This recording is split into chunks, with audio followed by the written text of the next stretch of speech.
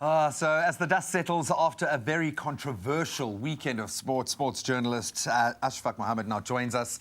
I don't know if I'm jinxing the team, if you're jinxing the team, but of course, the Proteas, rather underwhelming tour of the UK, continued this weekend with a 211-run loss.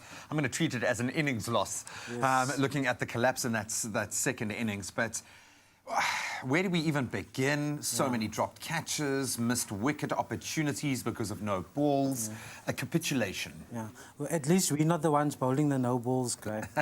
We're not dropping the catches. So it feels like it, yeah, dude. I'm that emotionally invested in this team. You know what's most disappointing, Graham, is the manner of the defeat, not the margin so much. Just as you mentioned, the drop catches, but in the batting yesterday, the lack of application. It's a 5-day test match, and you get guys just missing balls, going back when they should be forward, all those basic tenets of Test cricket. They just couldn't carry it out. And, you have to question then, was the preparation good enough? Was the mindset changed from the disappointing one-day tournament, the Champions Trophy, and the T20s that they lost?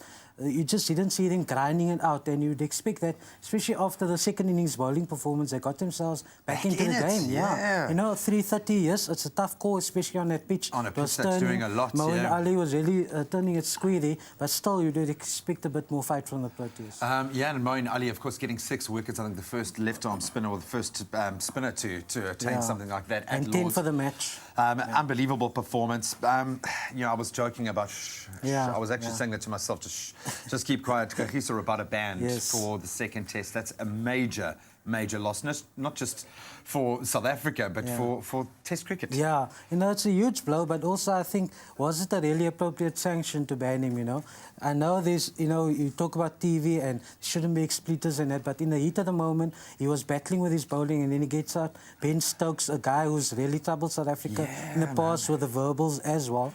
So you can understand him letting off some steam, and now he gets banned for the next test. If they're going to set this precedent, you might as well do away with the Ashes series. I'm just going to say that. So we talk about controversy on the sporting fields. Doesn't get much more controversial than Romain Poitras' final decision in the final British and Irish Lions match up against the All Blacks. Game drawn, series drawn. What on earth is happening in the world of rugby?